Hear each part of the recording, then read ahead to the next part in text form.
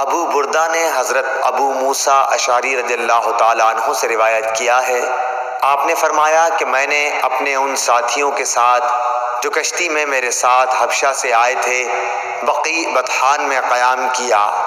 اس وقت نبی صلی اللہ علیہ وسلم مدینہ میں تشریف رکھتے تھے۔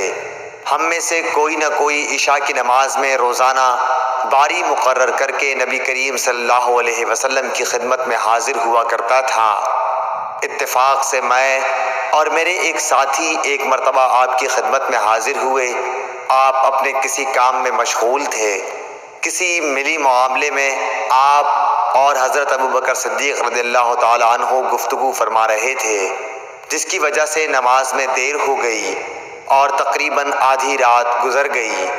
پھر نبی کریم صلی اللہ علیہ وسلم تشریف لائے اور نماز پڑھائی۔